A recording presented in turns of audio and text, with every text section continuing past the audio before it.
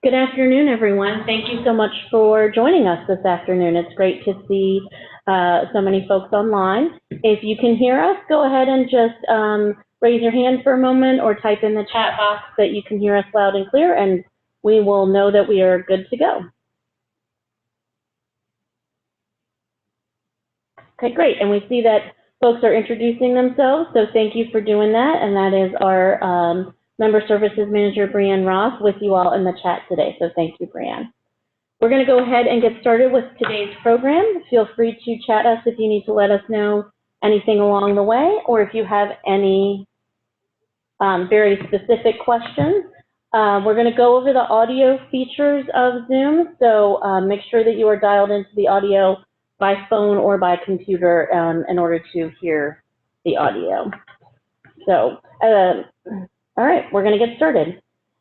Welcome, everyone. We're glad that museum supporters from all different types of museums across different parts of the country and from educational and library communities are registered to join us for today's program. I'm Ember Farber, and I'm AAM's Director of Advocacy. I'm thrilled to be joined today by Caitlin Donnelly, Executive Education Director at Nonprofit Vote, and my colleague Barry Sesney, AAM's Director of Government Relations and Public Policy. Before we get into our Invite Congress and other content today, we wanted to take a couple of moments and share some Zoom housekeeping with you. As you know, we're on the Zoom meeting platform for today's program. And to help ensure a smooth experience for all, everyone comes into the program with their audio line, whether it's over phone or computer, muted and your camera off. That helps to ensure everyone has a clear audio experience. As well, it will help keep the audio clear if we keep our lines muted unless we are speaking or asking a question. Of course, you can also enter your questions via the chat at any time. Within the Zoom platform, you have access to review and adjust your own audio and video settings as well. And you can choose between dialing into the audio over the phone or the computer and switch as needed throughout the program. Clicking the up arrow next to the microphone icon will open the audio dialog box where you can adjust your audio settings and see the information needed to access the audio either by dialing in over phone or computer. And that's the audio dialog box. And you can make your choices between phone and computer audio. And this panel shows the detailed call information if you need to call in on a different line or switch how you're called in. In the Participants tab, you can see your line and how you appear on screen, your current audio and video status, and you can raise or lower your hand as needed. And in the Chat tab, you can see the chat log and post chat items or questions to all attendees or privately to us as your host. If you ever lose track of these icons and dialog boxes, you should be able to hover over the bottom of your Zoom screen and see the black Zoom Meetings toolbar appear at the bottom, and that's where you can pick these dialog boxes back up and open up these features again.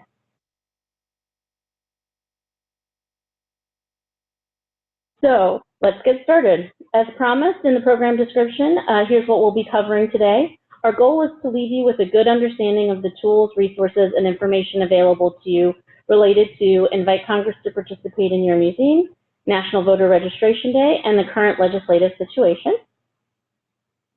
And just before we get into the details of Invite Congress, I wanted to provide some quick context on the Alliance's larger year-round advocacy program. AAM's commitment to year-round advocacy stems directly from our mission, our 2016 to 2020 strategic plan, and our leadership. Throughout the year, the Alliance advocates for the field through our signature advocacy events, regular and ongoing engagement with congressional offices and staff on Capitol Hill, and open and ongoing communication with federal agency leaders and staff. Each year during the appropriations process and at other times as requested or appropriate, we prepare and submit testimony to Congress in support of the federal agencies that support museums, often working in collaboration with our partner organizations across the museum field and in related fields. The Alliance also works on and maintains a broad legislative agenda of federal policy and funding issues that affect museums. Throughout the year, AAM works to keep you and fellow advocates and museum supporters and professionals informed through our regular advocacy alerts, our online advocacy resources on the AAM website, social media updates, updates in our member newsletter Aviso, and over the AAM blog. So for those of you who may be new to this Invite Congress initiative, it is an annual effort spearheaded by AAM to encourage museums of all types and sizes in all parts of the country to seize the opportunity of the August recess or other district work periods throughout the year to invite your elected officials into the museums to see firsthand all that you are and all that you do. As museum professionals and supporters, we cannot assume that legislators understand the vast, critical, and diverse ways that museums serve our diverse audiences and visitors of all ages and backgrounds. This initiative began several years ago as it became important to me and AAM to ensure that museums are empowered to make their case directly to their elected officials, whatever their size, wherever they are, whether or not you're able to join us in person and participate in Museums Advocacy Day in Washington, D.C. We continually hear from museum staff, legislators, and legislative staff alike that a visit to the museum has a remarkable transformative effect on them and can absolutely change or impact their perspective of museums and how museums are impacted by public policy. This is the 8th year of Invite Congress to visit your museum, and it's an important year because following the 2018 midterm elections, many museums have new legislators to meet and cultivate, and of course, keeping up your existing relationships with legislators who are already in office is always important.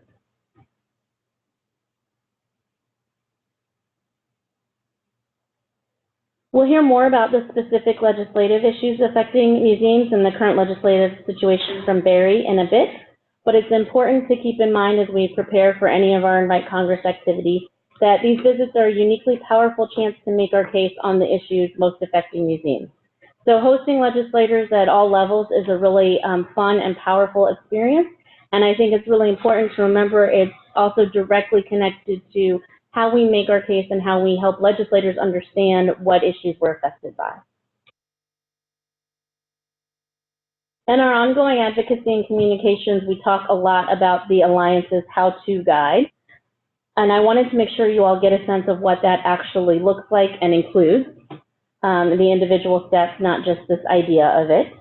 In the full online guide on our website, we literally map out each of the steps needed to reach out to legislators, send your invitations, follow up on those invitations, and prepare for your visits, both in terms of materials to have on hand and how to handle the visit itself. We know that this process is not necessarily part of everyone's day-to-day work, and it's my mission to make advocacy as fun and accessible to you as possible so you truly feel empowered to be the advocate for your museum that only you can be. In our advocacy work, your passion is a huge asset, and your constituency is your superpower. So while we are here based just outside of Washington, D.C., making this case for all museums every day, it has an additional unique effect when the legislators you represent and work with hear from you. As you follow the individual steps in the how-to guide, and there's many more of them available online, you'll also see that it directly links to the relevant resources at every element of the process. So we provide a template invitation letter, access to information about the key staff in your legislators' offices, and their social media information. So everything we might be suggesting you do, we also then point you to some resources to do it. Beyond the step-by-step guide, got ahead of myself there. Beyond the step-by-step guide to making your invitations and preparing your staff and board for visits with local, state, or federal elected officials, there's also some additional information in the guide to help you understand how to work with elected officials and how to ensure you have successful visits. This is what we're seeing on screen now and includes some reminders about what I like to think of as the golden rules of advocacy. General strategies to employ going into any meeting or interaction with legislators or elected officials. We also include a sample timeline of how a visit with a legislator could play out. Of course, each visit will have its own unique specifications, and legislators will let you know their own time constraints and availability, and their preferences for which parts of your collection or what types of programs they especially want to see or participate in during the visit. But having this on background gives you a sense of how a visit might generally go, and also a sense of what legislators and their staff are generally expecting from what they think of as a site visit. So this gives you a sense of how you might run things and is meant to help leaving you feeling like a seasoned expert host. And if you've thought of these things and planned them out ahead of time, it will certainly make an impression on the folks that you're hosting. We talked a few moments ago about the how-to guide having direct links to individual resources for making the case for museums. And here are a few of those resources that you can familiarize yourself with and have copies ready to share with your elected officials during your visit. On screen now is Museum Facts, which got a great refresh earlier this year. So we're always excited to put that out there and for people to be able to share that with their legislators. Also linked from our website in the how-to guide, you'll find our national report, Museums as Economic Engines, which tells the powerful story that museums contribute nearly $50 billion annually to the nation's economy, generate $12 billion of tax revenues to federal, state, and local governments, and support 726,000 jobs. Whenever museum advocates share this information with legislators, it is a showstopper. It makes a huge impression on legislators and staff. And the best part is that you'll also find on our website that you can print out the infographic that shares the economic impact of the museum sector in your state. So in honor of our recent annual meeting, this happens to be Louisiana, but this image and the other images we've just referred to are links from the slide deck, which you'll receive after the program. You can click into the website and print out the economic impact for your state and nearby states. You'll also find our museums and public opinion research, which clearly shows the public support for museums as educational and economic drivers, and voter support across economic and party lines for the elected officials who support and would vote in support of museums. Take a quick break here and check in if there's any pressing questions. Okay, great. So hopefully this is all making good sense so far. So we've talked about the resources, what it looks like, the guide. Once you've sent your invitations, set your visits, let your staff and board know that visits are coming, and gathered your materials, you're ready for your Invite Congress visit. So we wanted to give you a sense of what that looks like in action. This is an image of Congresswoman Barbara Lee visiting the Respect, Style, Wisdom exhibit at the Oakland Museum of California last year. Of course, if your legislators visit, share it on social media, on whatever channels or platforms you're on, and your newsletter and your website as well. This one's a great example of how the museum combines several powerful elements of social media. There's a great visual, they accurately tagged their legislator, and they included the hashtag for that current exhibit. In this instance, the museum's director shared this with us, so we were able to share it on our feeds as well. You can streamline that process by making sure to include the hashtag Invite Congress in all of your posts. And if you have room, character-wise, depending on which platform you're on, you can also always tag at AAMers, and so we know that you've got a visit coming up or sharing news about a visit and can share it on our feeds as well. Also want to remind you that the legislative directory that is linked from the how-to guide does have the social media handles and information for your federal and state legislators. You can gather that beforehand to tag them and let them know that you send invitations and reinforce that you would be excited to see them at the museum. And then you can also have it ready when you want to share about your visit. Last summer, Marco Rubio's staff had a great time visiting the Imagine Museum in Florida. This is a great example and reminder that legislators of all parties across different aisles support and are very proud of the museums in their state and district and that they represent. AAM's advocacy for museums is not just bipartisan, but nonpartisan, and we see that every year through Invite Congress activities and visits. And this is the message that went with the Imagine Museum's image. Again, the Imagine Museum did a great job of thanking staff for visiting, using the Invite Congress tag, and working in a succinct and clear statement about the museum's purpose and mission, telling the story of American studio glass. Also wanted to give this as an opportunity to remind you all that it's perfectly appropriate even if you have staff visiting, when you're talking about it on social media, to tag the legislator's office as well by name, even if the legislator wasn't able to be there in person. That's how the offices will spot these posts on their feeds, and I promise you they'll be very happy to see positive posts come across their screens, and we'll look forward to sharing them. But if you don't tag the legislators, they don't necessarily know that you're mentioning them, so that's an important piece. And this last shot is a great example of a local judge visiting the Williamson Museum, and a reminder that any and all elected and public officials are welcome and encouraged to be included in Invite Congress outreach and visits.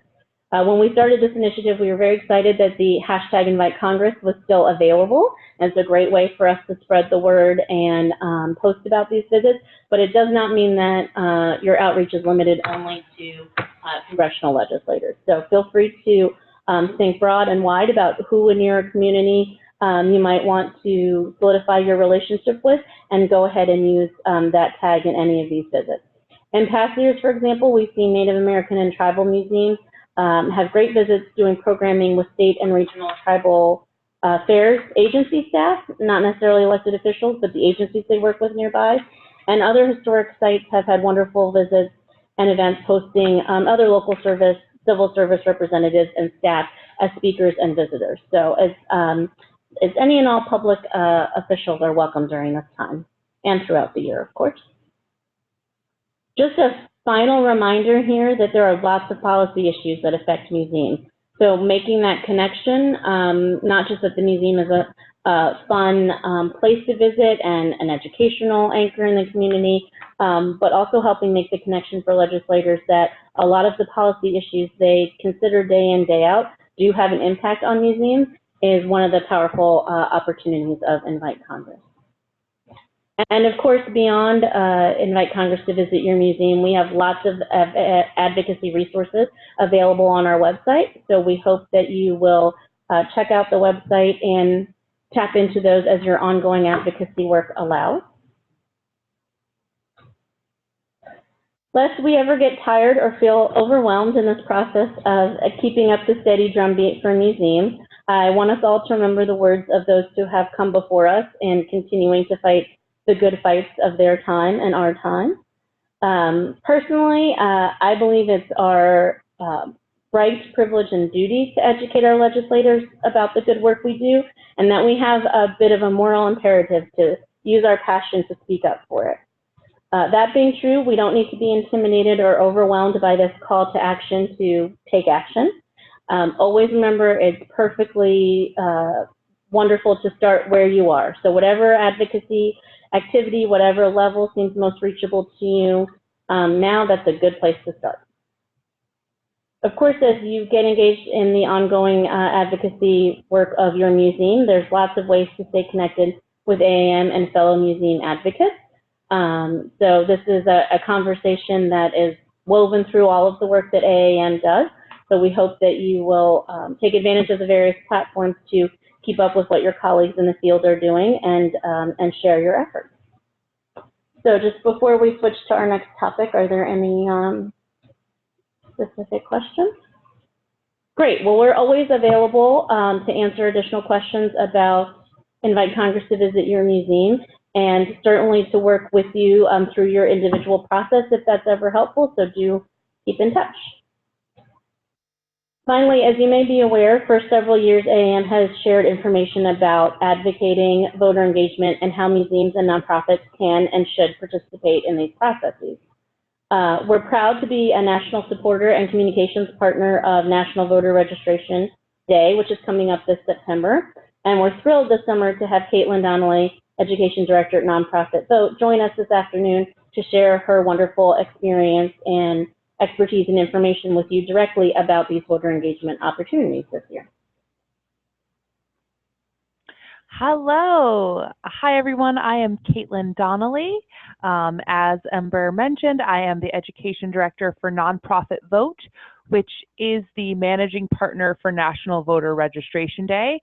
That is our Super Bowl, but we're busy all year round. Nonprofit Vote was founded in 2005, formerly named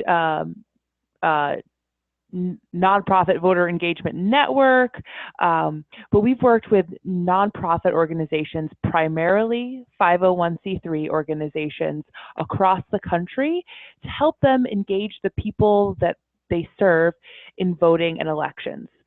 We do this because we believe our democracy will be its strongest with everyone participating.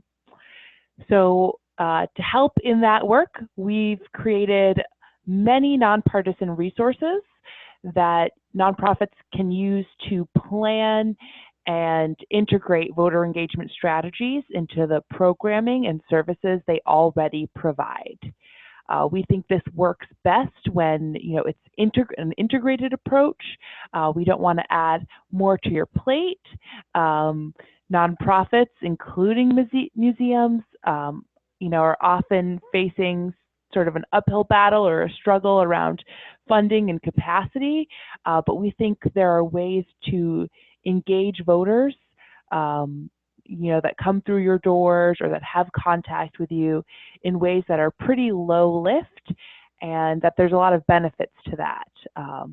There are benefits for the nonprofit, raising their profile in the community. Ember was just talking about having these legislators come visit your museums, and how cool would it be to tell them that, you provide assistance to voters with registration and understanding the voting process. So there's, that can be helpful to a nonprofit. It also is just good for the community to have their voices heard, to have a place where they know they can go to ask questions. And it's really good for the individuals as well, I'd say. We see some positive health outcomes and, just stronger community ties as a result of being engaged as a voter. So going back to National Voter Registration Day, that's just one day of the year, a really great entry point for anybody who's tentatively considering getting involved with voter engagement, because it is a single coordinated day of action with a lot of media attention, a lot of attention from election offices, and it's our attempt to register as many people as possible. It's endorsed by the National Associations of Secretaries of State, the National Association of State Election Directors, and other election. I think the U.S. Election Assistance Commission just passed a 3-year resolution proclaiming the 4th Tuesday of September National Voter Registration Day. So we have a lot of nonpartisan and bipartisan support for the holiday. It was first established in the year 2012. It came under Nonprofit Votes Management in 2017. And last year, we had our most successful year yet. We were able to engage over 4,000 community partners, and they signed up. They helped register or update the registration for over 800,000 people. So that was more than in 2016 or any year beforehand. So that was a really exciting, big moment.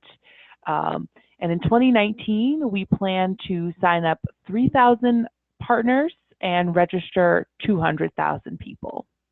That will gear us up for an even bigger 2020. So why should you sign up as a partner? Specifically, why sign up for National Voter Registration Day? It's a really easy entry point, and it's really low risk. But I'm really struck by why museums in particular are well situated.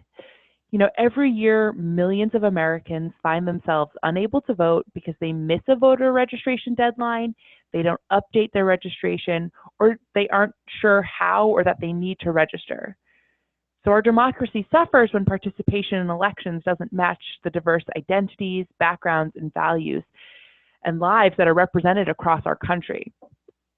So National Voter Registration Day is an invitation from and to nonprofits, including museums, as well as libraries, business, cultural and civic institutions, media companies, and of course election offices, to unite in this effort to register as many people as possible ahead of the upcoming elections. So, as noted in those museum facts that I found on the Alliance website, I was really blown away by those. Museums are considered educational by 98% of Americans and enjoy support across all ages, races, and geographic locations. So we can really consider the problem of non-registration or out-of-date registration an education problem.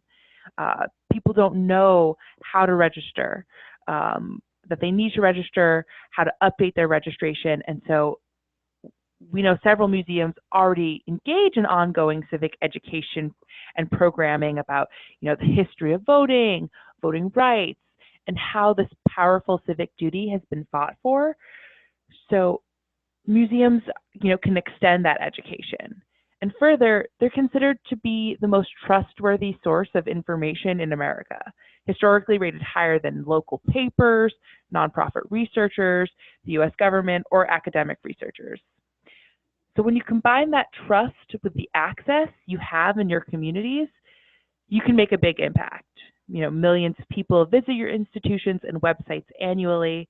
And so this is not an ask for you to mobilize volunteers for door knocking, or to shut your doors to host a special event, or to support or endorse any candidate in any way, because this is a completely nonpartisan holiday. We are looking to museums as key partners to engage the people that you already serve, those who will walk through your doors on or before Tuesday, September 24th, and assist them with that registering to vote or updating their registration, or just giving them a sticker and a high five if they're already registered. So at the bottom of this slide, I have a special link. You can use that link to sign up as a National Voter Registration Day partner, and we'll be able to let the Alliance know that you have signed up. And it's a really fun and free opportunity. We send stickers and posters to you when you sign up, so that you can really get into that civic engagement spirit. And if I didn't say it already, this year, National Voter Registration Day will be September 24th, 2019. All right, I think I have one last slide up. There it is. All right, so how do you do this? You want to sign up as a partner so you can receive those free materials. And then you want to make your event or your efforts visible. So that's, hanging up posters. There's a space on our posters for you to write in the details of the event. But you can also use your communication channels. Your website, your social media is a great way to let people know you're doing something. In the next couple weeks, we will be posting a communications toolkit on the National Voter Registration Day site. So, we have tons of content in there to make it really easy for you to pass on to your communications folks. So if you're thinking you might need some volunteers to help out with registering folks that day, you can recruit volunteers. These could be volunteers you already have that are big supporters of your museum.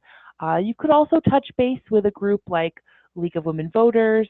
You can touch base with your elections office. They'll be really excited to hear that you're participating, and might be able to send someone to either provide training or to actually staff a registration table on that day, or another time if there's a better time for your museum to do a voter registration drive. So once you have this team together, you want to gather up your supplies. That might be clipboards, pens. You'll definitely want registration forms. We'll provide the stickers, and you just want to make it easy for people to register right there. Even if you just have a table set up in the lobby with some, balloons or colorful banners to attract their attention. That can work really well. A safe place to put the registration forms once they're complete. You can also use pledge to vote cards, just, reminding people that there's an election coming up, and, they can pledge that they will participate in that election. You can put candies or, little snacks, small ones. Obviously, we don't want people taking those through the exhibits at your museums, but a little food incentive typically works really well. So any supplies that you want to make this a fun and attractive opportunity. As I said, you want to spread the word on social media, your website, and beyond. You want to get that table set up where people can register in your lobby. And the last thing that is so very important is to turn in all the completed voter registration forms to your election office. And then tell us how it went. We'll send every partner a very brief survey asking you how many folks you registered, how many volunteers or staff were involved, and just for your general, reflections on how this went.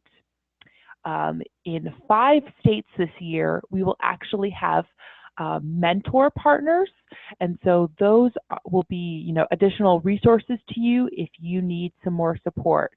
We'll have these nonpartisan organizations that are really experts in this space, helping out any first-timers or people who are a little unsure.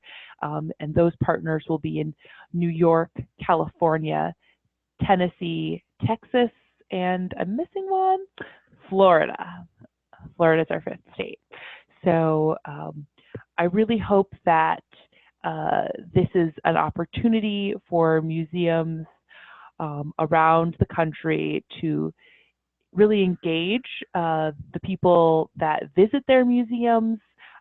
You can use the federal or national voter registration form so that even folks out of state can get registered or update their registrations with you.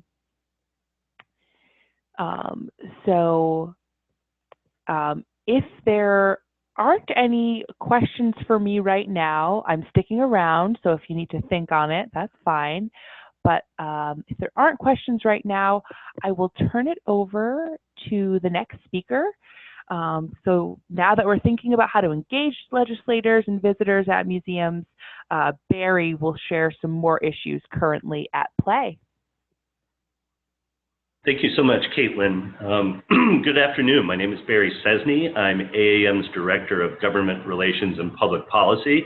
In other words, I'm your lobbyist in Washington, D.C. I'm going to provide a brief overview of what to expect in Congress in the coming months, and also what you can do in the context of invite Congress to your museum. So stepping back a little bit and looking at what to expect in Congress, I wanted to take a look at the current political climate. You're all aware of the midterm elections. There's 111 new members of Congress. There was historic voter turnout. It was the first midterm election in U.S. history to exceed 100 million votes and the highest turnout rate since the 1974 Watergate-era midterms. Young people aged 18 to 29 had the highest turnout rate for a midterm election in at least 25 years.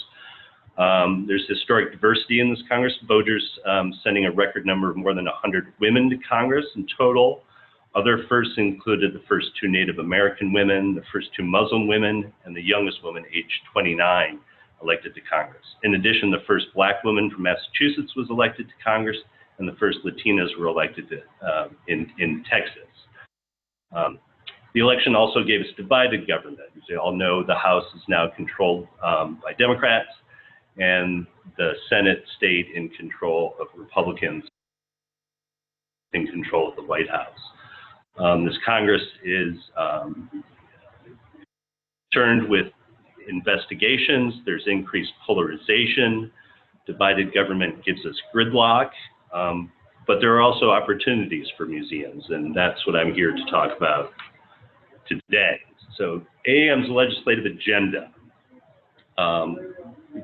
we take a year-long horizon, and it really starts with Museums Advocacy Day in late February, continues with congressional support letters. Those letters support robust funding for the Office of Museum Services at the Institute of Museum and Library Services. We offer testimony both in person with witnesses and written on a number of different policy issues and funding agencies. And it also includes Invite Congress, which we're focusing on today. And all along the way, plenty of information alerts and action alerts that we send out to our 60,000 member plus museum advocates across. So you know, there's many issues that AAM is concerned with, but we're going to pick out some of our top priorities today. We're going to be talking about IMLS funding for fiscal year 2020 and several tax policy issues. Just a little bit of background, and these are all covered in greater detail in our issue briefs at our website. So I'm going to try to move pretty quickly and also be pretty brief, but you know, there'll be a chance to dig into greater detail if you need to. So for folks who don't know, IMLS is the primary federal agency responsible for helping museums connect people to information and ideas. Its Office of Museum Services awards grants to museums to support educating students, preserving and digitizing collections, and engaging communities. Our main goal with regard to OMS is to have it funded to the greatest extent possible.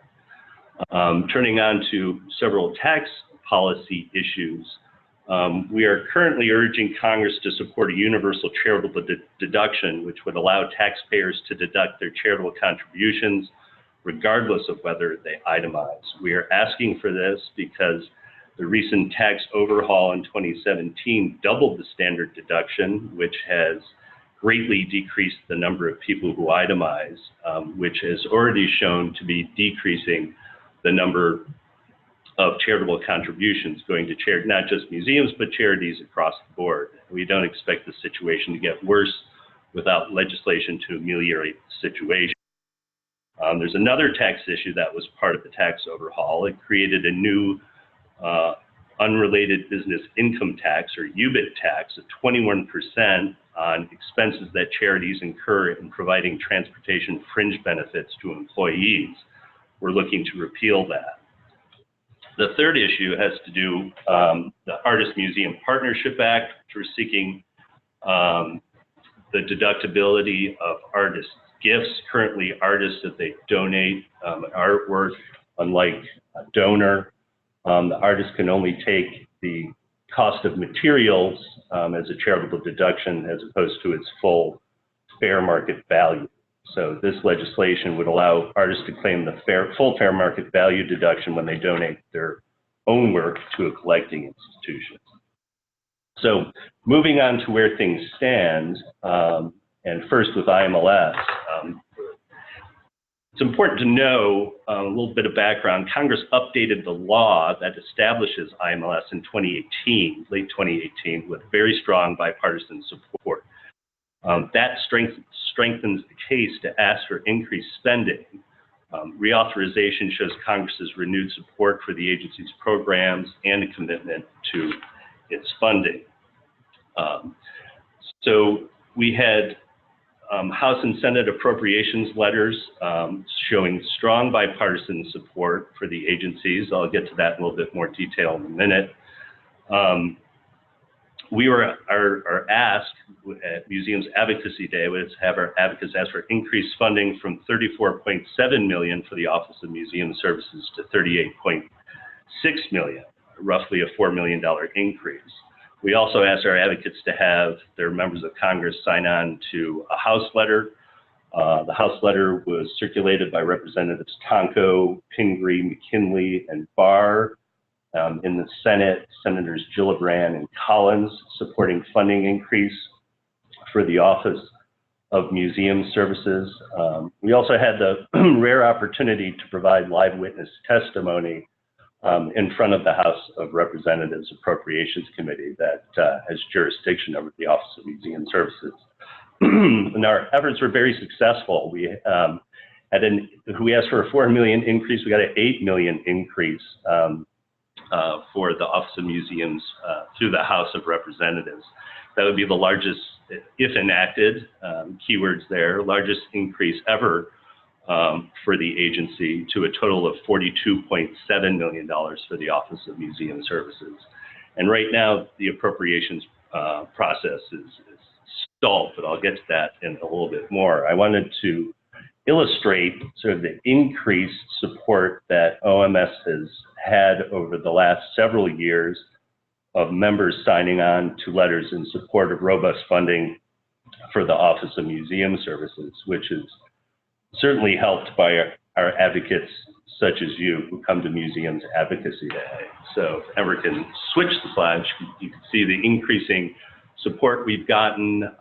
It's broken records just about every year. This year we fell a little bit shy.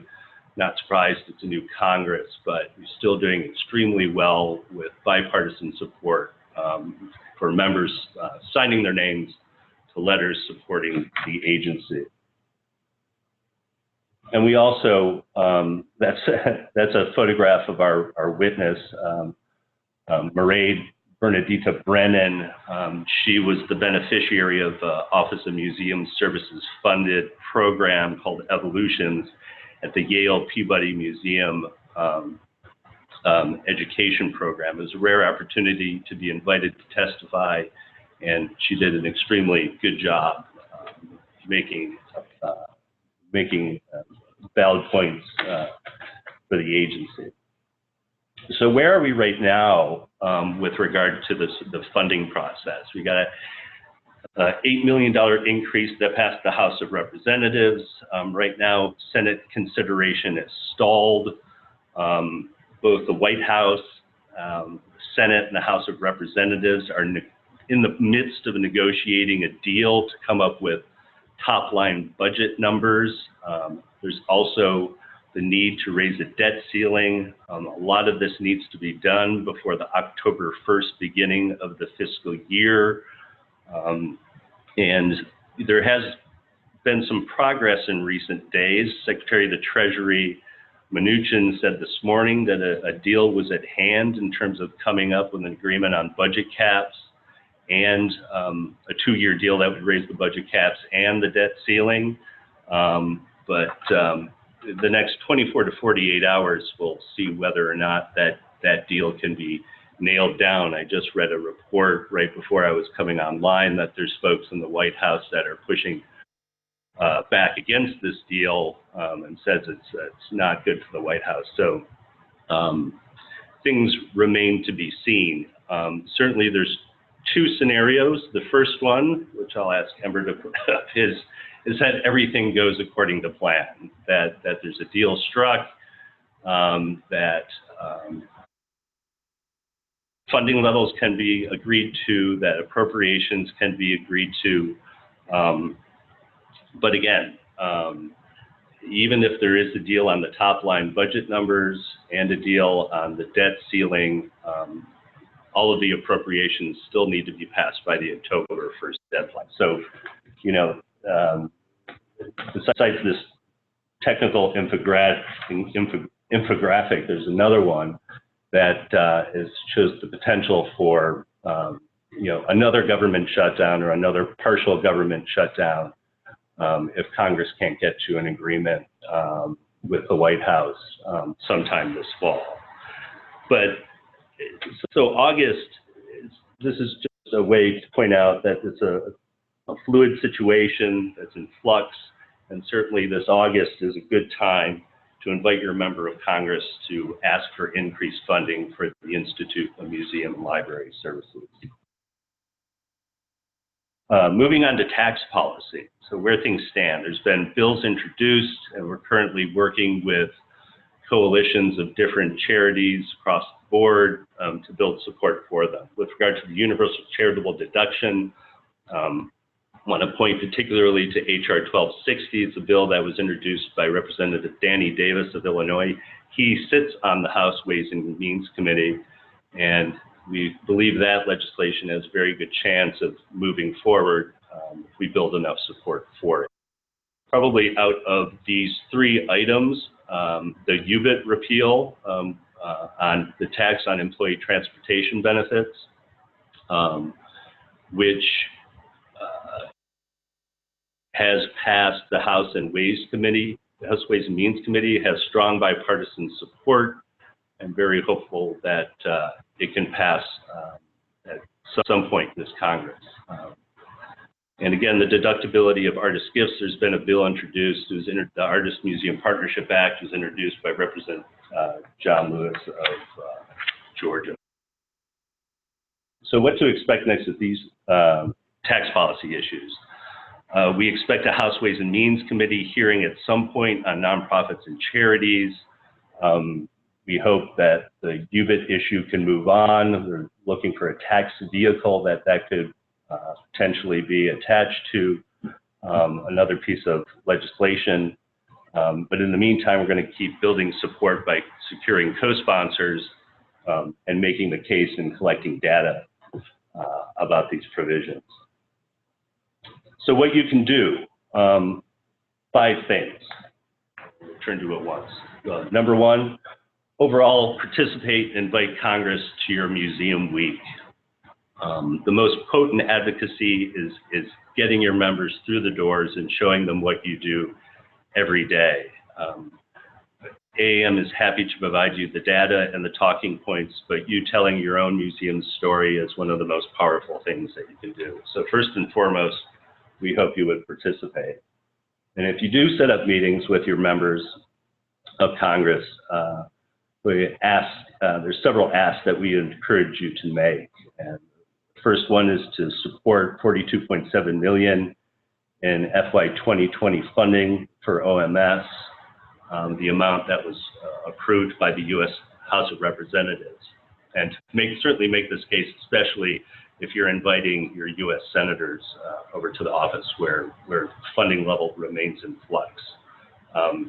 These increases go for the National Endowment for the Arts and the National Endowment for the Humanities too, where we are looking to secure a significant $12.5 million increase for each agency for a total of $167.5 million each for the NEA and NEH.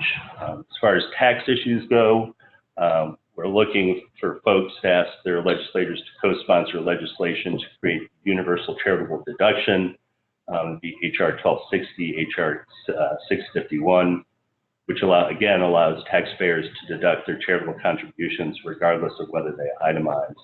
We're especially looking for Republican co-sponsors who are members of the House and Ways and Means Committee to co-sponsor HR 1260. We're also looking for folks to co-sponsor the legislation to repeal the new unrelated business income tax, the 21% tax on expenses that charities incur in providing transportation fringe benefits to employees. That would be HR 3300 in the House and S 1282 in the Senate. Again, HR 3300 passed the Ways and Means Committee. It has pretty strong bipartisan support and really the best chance to pass this Congress. And lastly, co-sponsor the Artist Museum Partnership Act, HR 1793, which would allow artists to claim a fair market value deduction when they donate their own work to a collecting institution. That bill is sponsored by Congressman John Lewis of Georgia. And I think finally what you can do, you can visit our website, look for policy briefs, more detail on these issues. And I just want to thank you for your time and attention, and again, encourage you to participate and invite Congress to your museum. Thank you. Thank you so much, Barry. I really appreciate all of that good information and your artfulness and getting down to just what we need to know as museum advocates. So we appreciate that very much. So we see a lot of folks are still on the line, and we're thrilled that you're still with us. We would love to answer any questions if you've got them about any of the topics that we covered today. And while you think of those questions, I'm going to put a quick verbal poll out and ask you to raise your hand if you're planning to participate in Invite Congress or National Voter Registration Day this year. Or you can also chat a yes or a thumbs up, whatever works for you. But hopefully what you've heard today has inspired you to understand and feel like that you can and should participate, and that AAM has the tools and resources and support to help you do so. So very exciting to see. So we can't wait to hear and see more about your Invite Congress and National Voter Registration Day plans for this year. Feel free to keep us in the loop and ask us any questions over email. Our email addresses were in the first slide, and we'll be sure to get these slides around to you following today's program, hopefully in the next 24 hours or so.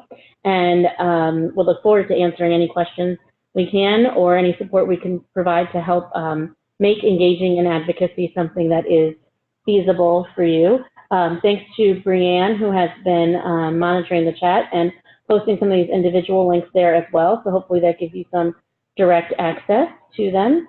And if there are no burning questions at the moment, then we will say we will keep our eyes peeled for news of your Invite Congress visits and your tweets and social media posts on it. And thank you so much for joining us this afternoon for AAM's Summer Advocacy Session. Thank you all.